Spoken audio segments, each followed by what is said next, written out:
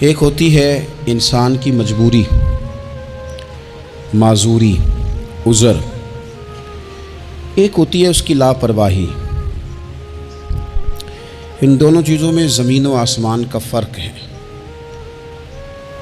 یہ جو لاپرواہی ہوتی ہے یہ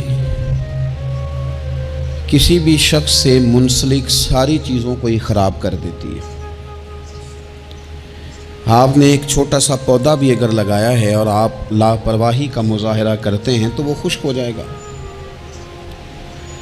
تے جے مالی جیندے ہون تو پھر بوٹے سوکھ دے نہیں۔ اگر آپ اس کی پرواہ کرتے ہیں، اس پر توجہ دیتے ہیں تو اس کی نشو و نما ہوگی، وہ آگے بڑھے گا، وہ ترقی کرے گا، وہ ایک تناور درخت بن جائے گا۔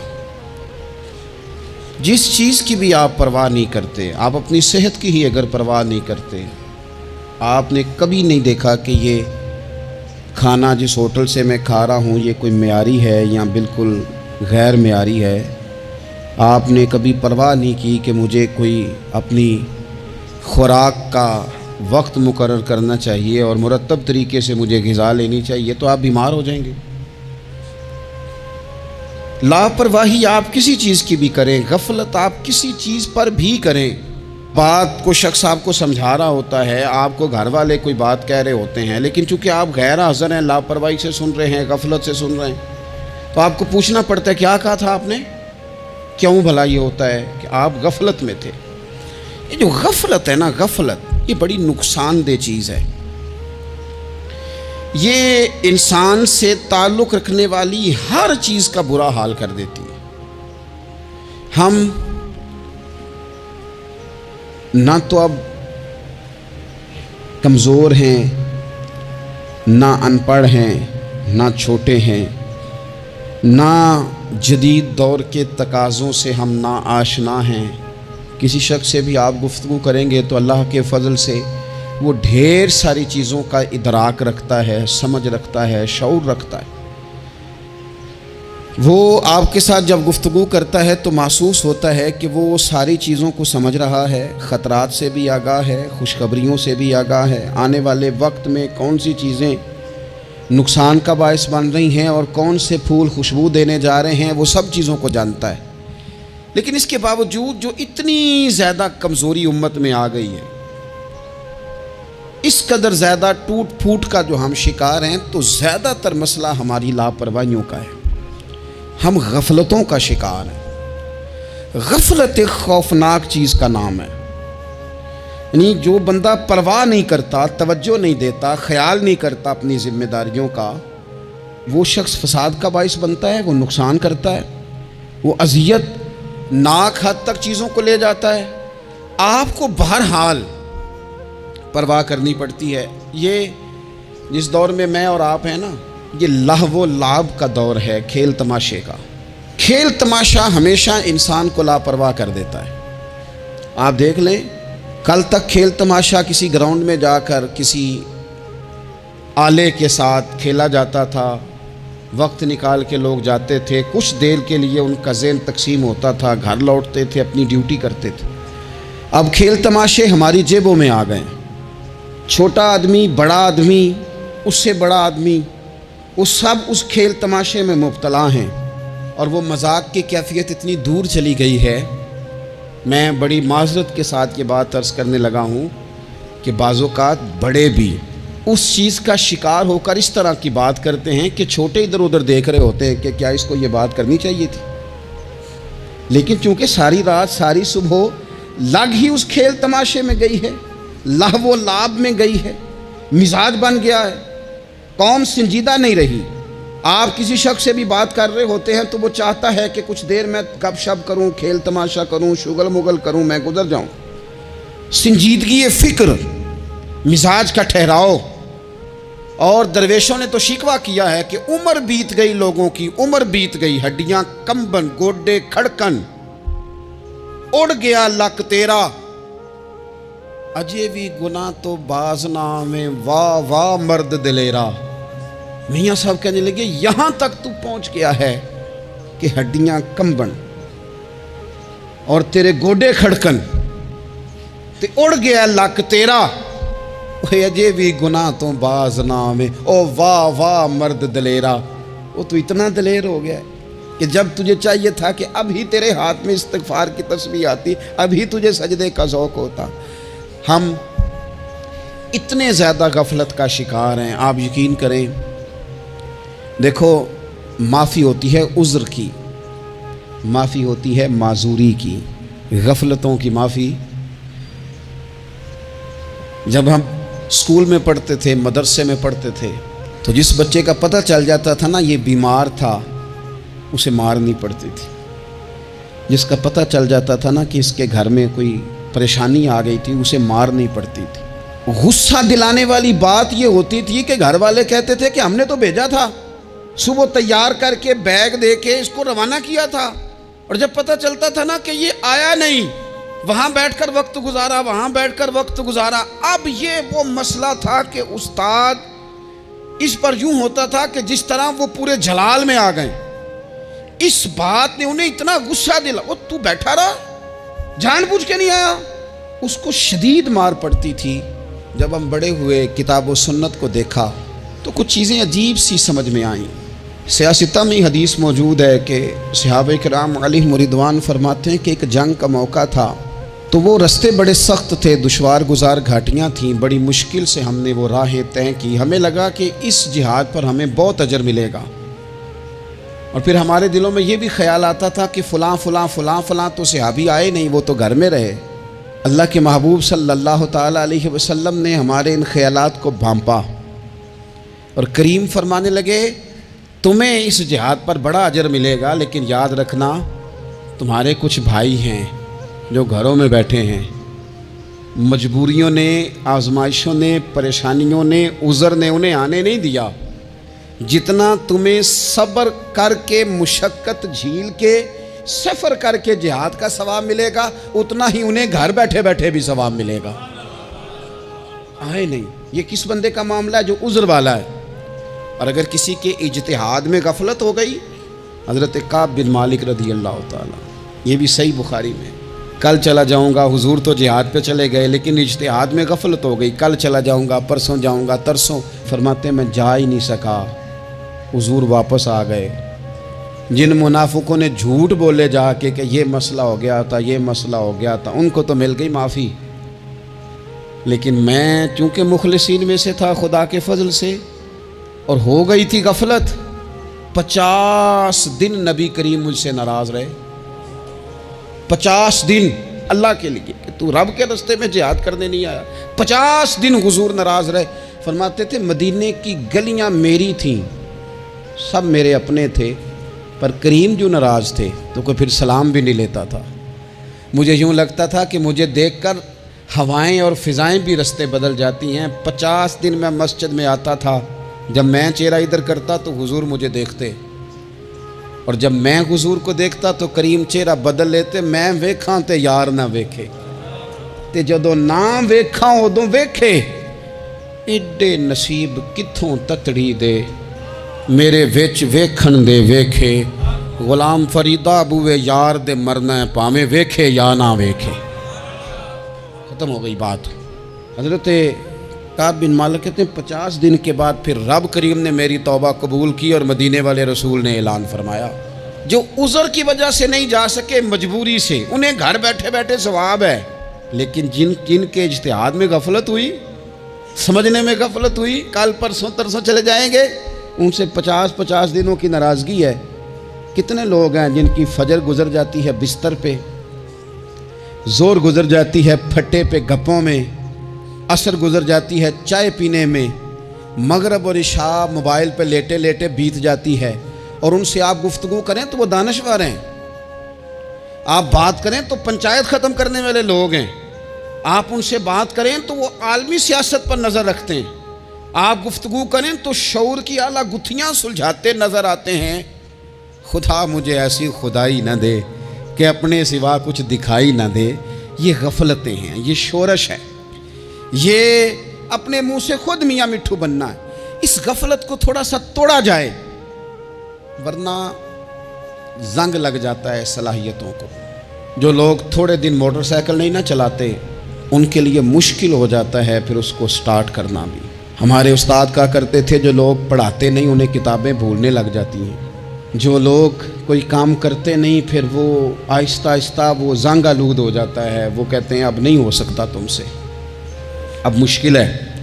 سجنوں، دوستوں، بزرگوں، بھائیوں، جو لوگ شروع میں عبادتوں کے عادی نہیں ہوتے، وقت ضائع کرتے ہیں، بڑھاپے میں دل کرتا ہے توبہ ہو جائے، لیکن اپنے ماتھے کو سجدے کی عادت ہی نہیں ڈالی، یہ جسم جھکنا اس کا عادی نہیں ہوا کہ رب کی بارگاہ میں جھکے، اس کا مزاج ہی نہیں تہجد پڑھنے کا، سارا کچھ ہو جاتا ہے۔ میں نے سیاست کرنے والے، پنچایت ختم کرنے والے، چودراہٹ کرنے والے، وزاداری رکھنے والے راتوں کو تہجد پڑھتے بھی دیکھے ہیں، میں نے قرآن پاک سے پیار کرتے دیکھے ہیں، میں گواہ ہوں بہت سارے لوگوں کا، یہ کام ہو جاتا ہے۔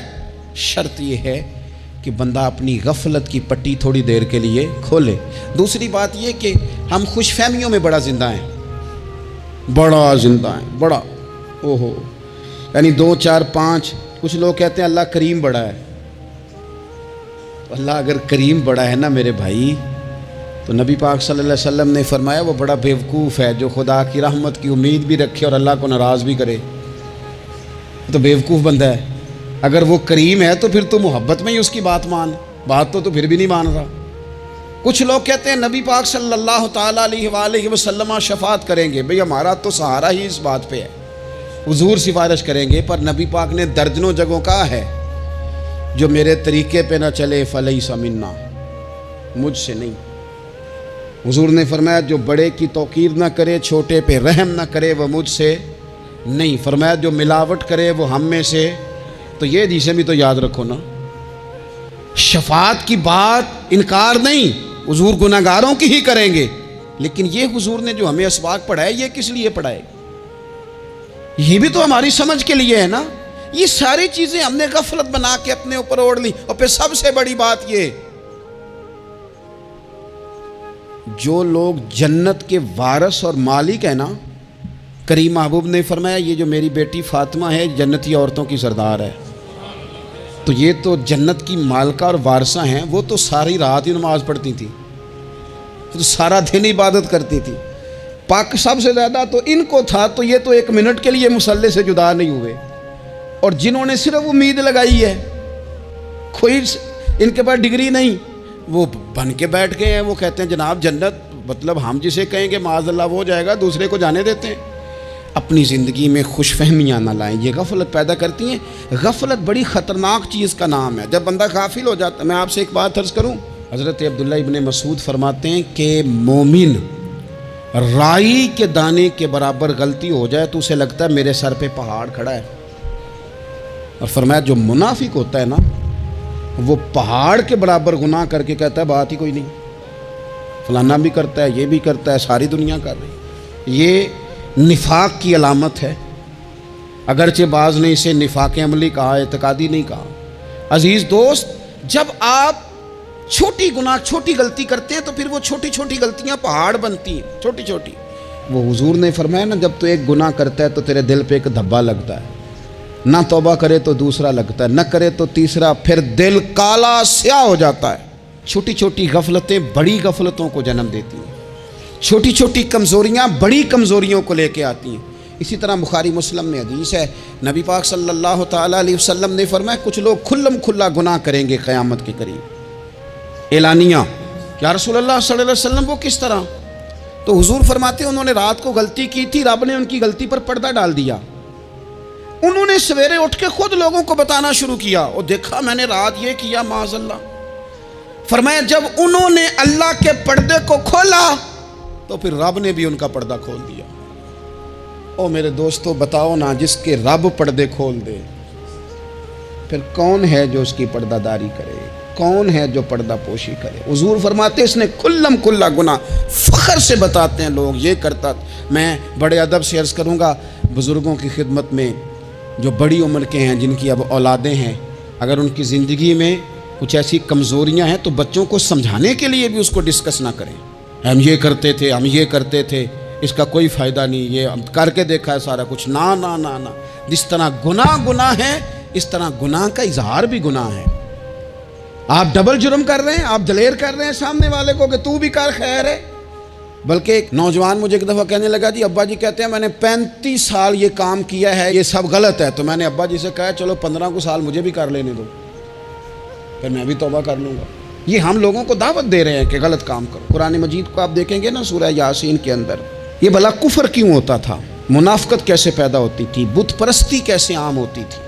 دنیا کے اندر ستارہ پرست, سورج پرست, چاند کی پوجا کرنے والے یہ لوگ کیسے پیدا ہوتے تھے, غفلت کی وجہ سے. جیسے جیسے یہ اللہ کی بارگاہ سے دور ہوتے جاتے, یہ مختلف قسم کی عبادتوں میں, شرک میں, کفر میں مبتلا ہوتے جاتے. قرآن مجید سورہ یاسین کے اندر ارشاد فرماتا ہے کہ اللہ تبارک و تعالیٰ نے قرآن مجید کو اس لیے اتارا ہے لِتُنذِرَ قَوْمًا مَا أُنذِرَ آبَاؤُهُمْ, تاکہ آپ ان لوگوں کو ڈرائیں جن کے باپ دادا کو نہیں ڈرایا گیا. اور نتیجہ کیا ہوا, فَهُمْ غَافِلُونَ, وہ لوگ غفلت میں چلے گئے. ڈرایا نہیں گیا, سمجھایا نہیں گیا, کسی نے سبق نہیں پڑھایا. تو میں آپ سب سے گزارش کروں گا کہ خیر کی بات بتاتے رہیں, خیر کی بات کہتے رہیں. خیر کی بات جو ہوتی ہے یہ فائدہ کرتی ہے ہمیشہ. تو غفلتیں اپنی دور کرنی چاہیے. دوسرا یہ ہوتا ہے, ایک تو انسان جب وہ دور ہو جاتا ہے چھوٹے چھوٹے گناہ کر کے تو غفلت آتی ہے. دوسرا قرآن پاک نے ایک اور مقام پر اس کا ذکر فرمایا ہے. وہ اس طرح فرمایا ہے کہ جو انسان کی پیاری چیزیں ہیں نا بعض اوقات, جن سے وہ لگاؤ پیدا کر لیتا ہے, جن سے محبت اس کی بڑھ جاتی ہے, وہ چیزیں بھی غفلت پیدا کرتی ہیں. ان میں 2 چیزوں کا تو قرآن پاک نے نام لے کے ذکر کیا ہے. ویسے وہ ڈھیر ساری چیزیں ہیں, 1 2 3 نہیں. سیاست بھی بندے کو غافل کرتی ہے, دوستوں کی کثرت بھی بندے کو غافل کرتی ہے, کھیل تماشا بھی غافل کرتا ہے, پیسے زیادہ آنے لگ جائیں تو وہ بھی بندے کو غافل کرتے ہیں, تعریف کرنے والے زیادہ ہو جائیں تو وہ بھی غفلت میں مبتلا کر دیتے ہیں. بندہ کسی کرسی پہ بیٹھ جائے تو پھر بھی ادھر ادھر دیکھنے کو تیار نہیں ہوتا. یہ ساری چیزیں غافل کرتی ہیں. لیکن 2 چیزوں کا نام لیا قرآن پاک نے, فرمایا یا ایھا الذین آمنوا لا تلھکم اموالکم ولا اولادکم عن ذکر اللہ. فرمایا اے ایمان والو, کہیں ایسا نہ ہو کہ تمہاری اولاد اور تمہارا مال تمہیں اللہ کی یاد سے غافل کر دے. مال اور اولاد, بیوی کو, اولاد کو ایک مقام پہ قرآن پاک نے دشمن بھی کہا ہے. کب؟ جب یہ تمہیں کہیں کہ حرام کما کے لاؤ, جب یہ تمہیں کہیں کہ ہمیں جس طرح کا مرضی مال دو, جب یہ تمہیں کہیں ناجائز کرو, یہ دشمنی کر رہے ہیں تمہارے ساتھ. یہ مال اور اولاد یہ بندے کو غافل کر دیتے ہیں. کاروبار کرنا, مال کمانا, بچے پالنا, یہ ایک جز ہے زندگی کا, یہ کل زندگی نہیں. کل زندگی تو یہ ہے کہ آپ نے دین کے لیے کیا کیا, ملت کے لیے کیا کیا, ملک کے لیے کیا کیا, غریب کے لیے کیا کیا. کبھی کسی بندے نے جھونپڑیوں والوں سے پوچھا ہے کہ بارشوں میں تمہارا کیا حال ہوتا ہے؟ وہ کچی آبادیاں جہاں سے گزر کے ہم اپنے بچوں کو دکھاتے ہیں کہ یہ دیکھو یہ پرانے مکان سارے اسی طرح کے ہوتے تھے. کبھی ان لوگوں سے آپ نے پوچھا ہے جو ساری رات چھتوں کے نیچے بالٹیاں رکھ کے وقت گزارتے ہیں کہ چھت ٹپکتی ہے؟ ان سے پوچھا ہے کہ رات بچے سو پائے تھے کہ نہیں؟ اچھا جی بارش ہو رہی ہے تو پھر ہم نے کیا کرنا تھا؟ ہم نے گھر والوں کو پکوڑوں کا آرڈر دینا تھا, وہ وقت پہ دیا.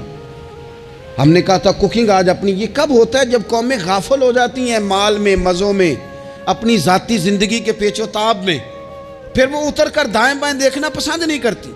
اللہ فرماتے ہیں مال اور اولاد کہیں تمہیں اللہ سے غافل نہ کر دے, کہیں ایسا نہ کر بیٹھنا کہ تم اس میں الجھ جاؤ پوری طرح اور تمہیں صرف اور صرف اپنے بچے یاد رہ جائیں. تجارت کرنی چاہیے لیکن ہم تجارت نہیں کرتے, بانی تاجر جاتے ہیں, ہر چیز کو تجارت کی نظر سے دیکھتے ہیں. ڈاکٹر آپ بنے لیکن زندگی ساری ہی آپ ڈاکٹر بن کے نہ گزاریں, آپ کے کچھ اور تعلقات بھی ہیں, کچھ اور رشتے بھی, ان پر بھی تھوڑا غور کر لیں. غفلتیں تیزی سے آتی ہیں اور وہ آ کر کے ہمارے اوپر حاوی ہو جاتی ہیں. جو پرانے لوگ تھے نا غافل نہیں ہوتے تھے. بڑے بڑے لوگ اپنے آپ کو کنٹرول کرتے تھے, دیکھتے تھے کہ یہاں کوئی چیز مجھ پہ حملہ آور تو نہیں ہو رہی, فلانی چیز کہیں میرے اوپر زیادہ قبضہ تو نہیں کر رہی. وہ پھر ان چیزوں سے اپنے آپ کو بچاتے تھے. نفسانی خواہشات کا غلبہ یا دوستوں کی تعریفیں یا ادھر ادھر کی چیزیں, وہ اپنے آپ کو تیزی سے اس سے بچاتے. اس رستے سے اجتناب کرو جو رستہ غفلت لاتا ہے, جو رستہ تکلیف میں مبتلا کرتا ہے. جو دم غافل سو دم کافر. سانو تے مرشد ہوئی پڑھایا ہو, ہمیں تو یہ سبق دیا گیا. مجھے کہہ لینے دیں, ہم میں سے ڈھیر سارے لوگ ہیں, پلٹ کر اپنی زندگی دیکھیں, اپنے آپ پر غور کریں, تو ہم اتنے قابل تھے کہ شاید ہمیں کوئی اپنے دروازے پر چوکیدار بھی نہ رکھتا, لیکن جب اس نے نواز دیا تو ہمارے لہجے ہی بدل گئے, ہمارا انداز ہی کچھ اور ہو گیا. شاید کوئی ہم سے سلام بھی نہ لیتا, لیکن جب اللہ نے نواز دیا تو لفظ اور جملوں کے اندر پھر ہمارے وہ رنگ آ گیا جو نہیں ہونا چاہیے تھا. کیوں کہ مال آیا تو غفلت لایا. حضرت عمر فاروق کے زمانے میں جب مال آتا تھا تو وہ رویا کرتے تھے, فرماتے تھے جہاں جی آتا ہے وہاں غفلت بھی آتی. اپنی زندگی سے غفلت کا پردہ اٹھائیں. سو رہے ہیں سارے جاگ جائیں, وقت تیزی سے گزر رہا ہے, بے قابو ہو گیا, ہم سے نہیں سنبھالا جاتا ٹائم, کب دن چڑھتا ہے کچھ پتہ نہیں چلتا, شام ہو جاتی ہے ڈھیروں کام رہ جاتے ہیں. کئی لوگ تھے جن کا ارادہ تھا کہ پرسوں سے میں نے مسجد آنا ہے, میں نے نیک ہو جانا ہے, وہ نہیں آئے, موت ہی آئی.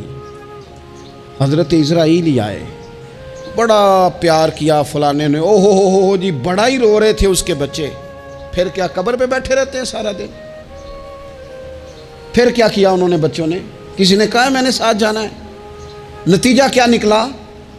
پیار کس بات کا تھا؟ حضرت عبداللہ ابن مبارک کا آخری وقت تھا تو اماں رو رہی, بہن رو رہی, بھائی رو رہے ہیں, بیوی رو رہی, بچے رو رہے ہیں, آخری ٹائم ہے. تو اماں سے کہنے لگے روتی کیوں ہو؟ کہنے لگی پتر بیٹے تو اور بھی ہیں, پر جس طرح دوائی تو لا کے دیتا تھا کوئی بھی نہیں دیتا. فرمانے لگے بہنوں سے اور بھائیوں سے تم کیوں روتے ہو؟ کہنے لگے تو موجود تھا تو ہمیں کوئی ڈر نہیں تھا, ہر مشکل میں تو پہنچ جاتا تھا. بچوں کی طرف دیکھ کے کہو تم کیوں روتے ہو؟ وہ کہنے لگے ابا جی ابھی تو ہمارے بیاہ ہونے تھے اور آپ جا رہے ہیں. بیوی سے کہا تو وہ کہنے لگی بادشاہی تو تیرے سر پہ تھی, یہ بچے پوچھیں گے مجھے؟ تو حضرت عبداللہ ابن مبارک نے سر سجدے میں رکھا اور کہنے لگے مالک میں سمجھ رہا تھا یہ مجھے رو رہے ہیں, یہ تو اپنی ضرورتوں کو رو رہے ہیں. میرا خیال تھا کہ میرے جانے کا انہیں ڈر لگا ہوا. نا ان سب کو تو اپنا اپنا مسئلہ ہے کہ میرا کیا بنے گا تو میرا کیا بنے گا تو میرا کیا بنے گا. پھر کھول کے روئے اور سب کی طرف دیکھ کے کہنے لگے اور تمہارا تو مسئلہ پیچھے حل ہو ہی جائے گا, اکٹھے بیٹھے ہو, میں سوچ رہا ہوں قبر میں جاؤں گا تو میرا کیا بنے گا. رب کی بارگاہ میں حاضر ہونا ہے, سوال جواب ہونے ہیں, حساب دینا ہے. وہ مجھ سے کڑے سوالات پوچھے گا تو کتنا لئی تو پاپ کمائے, دس نہ ان کتھے نہیں ہو تیرے کر دے, بلا ان کو تیرے حصے کا حساب. میرے عزیز غفلت کی بکل کھول دینی چاہیے, وہ دروازہ بند کریں جہاں سے غفلت آتی ہے. خدا را کوئی نہیں, آپ یقین کریں رسمی دعائیں رہ گئی ہیں, رسمی 2 موبائل ہاتھ میں پکڑے ہوتے ہیں. کل کے ٹائم پتر نے 2 موبائل اور 2 موبائل پکڑ کے وہ کہہ رہا ہوتا ہے مولوی صاحب بات دعا 5 منٹ اور لمبی کر دینا, دیگ میں ذرا دیر ہے. وہ تو ادھر بیٹھو, چھوڑ دیگ کو, تیرا تو باپ چلا گیا, رو بیٹھ کے مصلے پہ, مالک سے کہہ اسے معاف کر دے. اور تو آج ہی افسر بن گیا ہے, تیرے لہجے میں آج ہی کچھ اور آ گیا, تجھے تو 3 دن میں ہی ہر شے بھول گئی, 3 دن میں ہی. تو تیسرے دن اس طرح کے لفظ ادا کر رہا ہے کہ جن سے محسوس ہوتا ہے کوئی 2-4 دن بھی کوئی کہیں بیٹھ کے دعا کرتا ہے. اپنی غفلت کا دروازہ کھولیں, ورنہ اکثر آنکھیں تب کھلتی ہیں جب آنکھیں بند ہونے کا ٹائم آ جائے. ایک بات صرف اپنی زندگی میں طاری کر لیں, اس کو بھولے نہیں کبھی, اپنا حساب خود کریں.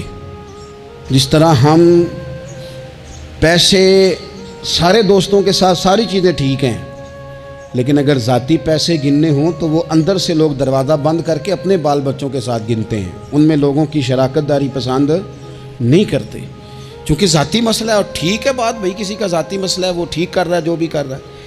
اس طرح جو ہمارے ذاتی معاملات ہیں نا, روحانی معاملات, اپنی نمازوں کا حساب کریں, اپنی گفتگو کا حساب کریں, اپنی سوچوں کا حساب کریں, حلال کھا رہے ہیں حرام کھا رہے ہیں خود حساب کریں, اکیلے بیٹھ کے حساب کریں, جان چھڑائیں تھوڑی دیر موبائل سے, تنہا بیٹھ کے تھوڑی دیر مراقبہ کریں, خدا کی نعمت کتنی ہے, جواب میں شکر ہمارا کتنا, اس کا حساب کریں, اپنا حساب کریں.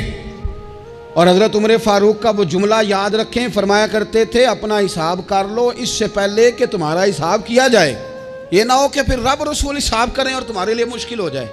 اپنا حساب کریں۔ زندگی کے معاملات میں جتنی غفلتیں ہیں، وہ مطلب میرے ابا جی کہا کرتے تھے پتر چھال مار کے نکلو بسترے چوں، تو وہ تھوڑا سا نا ایک دفعہ چھلانگ لگا کے باہر آئے، اور پہلا قطرہ ہی بننا ہوتا ہے بارش کا، اور کچھ بھی نہیں ہوتا۔ پہلا قطرہ بن جائیں، نکل آئیں، توڑ دیں وہ سارے بت جو ہمیں غفلت میں مبتلا کرتے ہیں۔ زندگی میں فیصلے جلدی کر لینے چاہیے، ہم فیصلے نہیں کر پاتے اور ٹائم ہمارے جانے کا آ جاتا ہے وقت۔ وہ ایک نوجوان نے ایک دفعہ لکھا تھا کہ میں نے اپنے گھر والوں سے کہا کہ اب میں نے داڑھی رکھنی ہے اور کچھ میں نے عبادات کی طرف سفر کرنا ہے، تو میری والدہ کہنے لگیں کہ پتر اجے ٹائم نہیں۔ تو کہتے ہیں میری اماں اسکول ٹیچر تھی، پڑھی لکھی تھی، میں نے کاغذ قلم لا کے والدہ کو دیا، میں نے کہا اماں مجھے آپ وہ ٹائم بتا دیں جو نیک ہونے کا ہے، میں پھر اس ٹائم ہی شروع کر لوں گا۔ تو کہتے ہیں میری اماں نے کاغذ قلم دیکھا اور میرا اندر کا جذبہ دیکھا تو ماں تھی نہ روئی پڑی، کہنے لگی پتر رکھ تو میں تیرے لیے دعا کروں گی، اللہ تیری مدد کرے گا۔ تو ٹائم تو آ گیا ہے، وقت تو قریب ہے۔ اللہ فرماتے ہیں اقترب للناس حسابہم وہم فی غفلۃ معرضون۔ بس اس آیت کا ترجمہ کبھی نہ بھولنا، رب فرماتا ہے لوگوں کے حساب کا وقت قریب آ گیا ہے اور وہ ابھی بھی غفلت میں منہ پھیرے ہوئے ہیں۔ ٹائم تو حساب کا آ گیا، ہڈیاں کمبن تے گوڈے کھڑکن تے اڑ گیا لک تیرا، اجے بھی گناہ تو باز نہ آویں، واہ واہ مرد دلیرا۔ اللہ سمجھ کی توفیق عطا کرے۔